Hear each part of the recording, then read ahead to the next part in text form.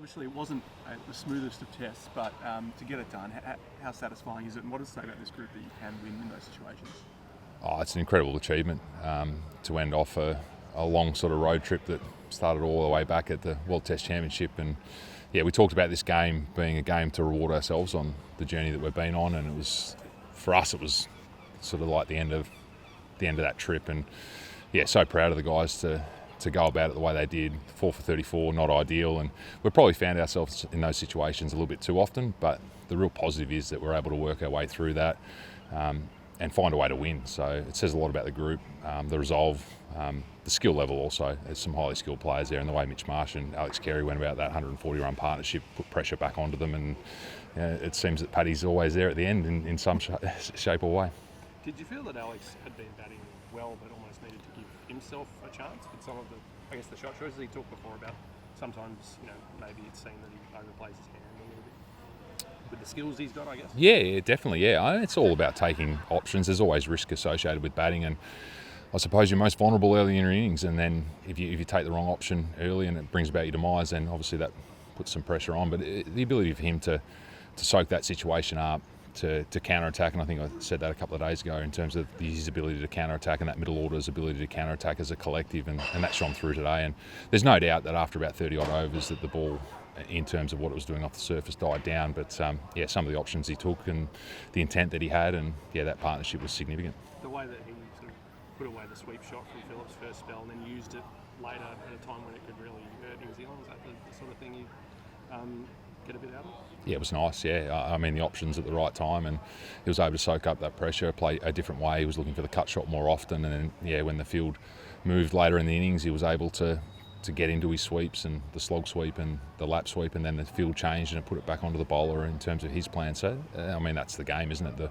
The bowler having a plan, the batter having a plan, and then navigating through that. So it was really pleasing for him, and we know he's a hard worker. We know the work he puts in, and he's not only a hard worker, but he's a highly skilled player, and 10 dismissals with the gloves. To couple that with almost a match-winning ton, which I think would have been nice, but unfortunately it wasn't to be. Are there any spots in that 11 that you have any doubt on, given that it's 9 months to the next test, or would you expect everyone to front up in November? There's a long time between now and the next test match. A lot of water under the bridge. We feel as though we've got a group that can carry us through that next phase. It's not to say that there won't be changes, but as it sits at the moment, we've won 2-0 here. We've had a 12 test match run. We've won 8 of those test matches, a couple of those being away in terms of the Ashes and here. So, yeah, it's going to be a hard group to infiltrate. It'll take something special, I think. Can I just follow on from that, just the opening, what's your assessment now that there's been a few tests? How's it going, and what would it take for them to be dislodged, I guess, from any more tests? I think 4 test matches is still a rather small sample size, and no doubt everyone's asking the question around Steve Smith. We feel like he is a great player, and his ability to problem solve is one of his great strengths. So he's been challenged in these conditions. The surface has been new ball wickets, and no doubt there'll be a debate as to what his best position is. But we're trying to make sure that we've got the best top 6 batters, plus Alex Carey as an extension of that, and how we stack them is always going to be a debate. You said there's no doubt there'll be a debate. Is that there'll be an external debate? Will there be an internal debate as well? No, not for 7 or 8 months before we have to pick the next team. So no, we've got an opportunity here to take some time, assess where everything's at, and then make some decisions from there. And I'm always a believer in making a decision when you need to make the decision, and now's not the time for that. What do you make of that criticism of someone who's probably the best since Patton? I think it's unfair, but that would probably mean that I'm going to defensive mode around my player, which will be probably a headline. I don't think it's deserved. I think he'll be able to work through that. It's a new challenge for him. It's a new position. And if you're bringing in a new opener and you gave them 4 test matches and then said, we're going to shift that after 4 test matches, would you think that's fair or unfair? I think it's reasonably unfair. Do you want to have a look at him, say, opening in Shield cricket, or even is there any chance for county stint or anything like that, just to sort of give him some more reps in that position? I don't think there's any county cricket on the horizon. Shield cricket may become available. I think we've got, now you're testing me, I think we've got England in September, and then October becomes a bit of a space for some players to potentially play Shield cricket, and then we've got Pakistan in an ODI series. So there's always a challenge of different formats, and obviously Steve's a pivotal part of our white ball setup. So yeah, we've got to juggle that, and as you've seen, we've had the scope to do that with Cameron Green, and yeah, we'll position them individually the best we can leading into the Indian Test summer. So that would leave the door ajar potentially to say leave him out of the Pakistan ODIs, for instance, to give him a run just as one option. So. No, I didn't say that. There's pressure there with you, isn't it? That's it, 3 or 4 in Queensland or whatever, and doesn't open when he goes back below. Yeah, definitely. I think every team's different. Queensland obviously feel as though he's best positioned at number 4, and that doesn't mean we can't open Usman. I think that, plainly put, like every team will have a different challenge. They'll put their 6 batters in the order that they feel as though they can best function, and there's no doubt we haven't functioned at the level we believe we can function at. Is that because of the batting order? That's obviously the discussion and the debate.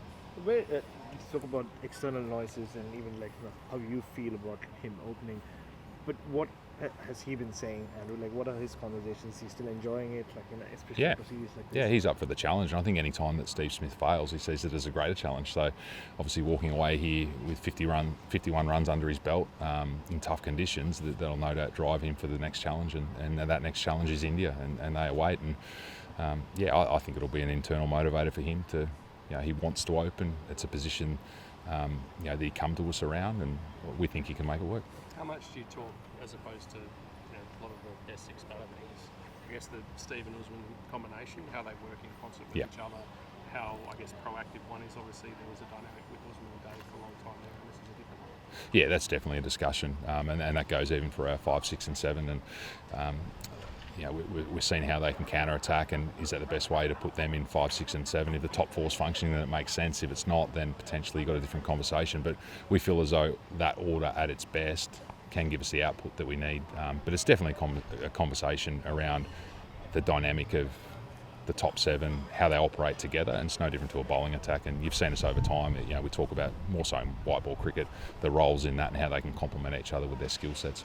Does it get any harder, do you think, for an older player to, I guess, do those proactive things, particularly say if the ball's new and it's moving around? And I know you talked to Marnus about when the ball's moving, maybe it is time to take a few more risks to put the pressure back on the bowlers. But does that get harder for a player as they get older? I don't think so. I think it's just a mindset, and sometimes for no reason whatsoever, the pressure comes onto a player and potentially they shrink into their shell a little bit, and we saw that with Marn.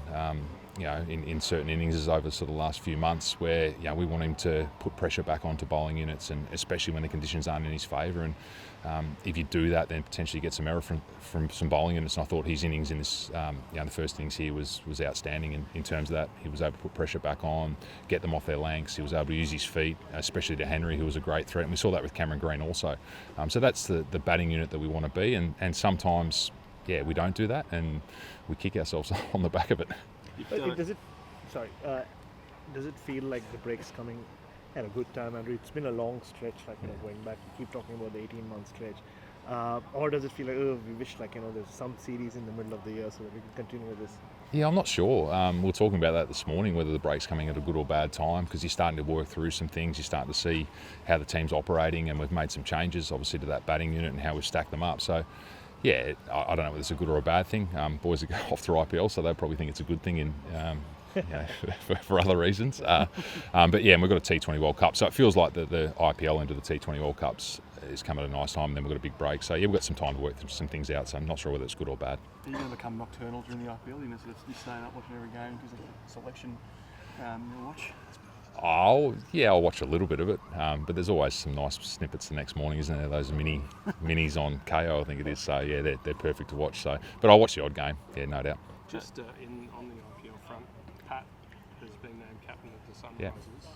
Mitch has captained a lot of T20s for Australia in the lead up, including with you as coach, which I think was one of the things you wanted to see how it worked. Yeah. How far away are you from sort of figuring that out for the World Cup? Yeah, that'll be a discussion when we get home, and I think all roads will lead to Mitch.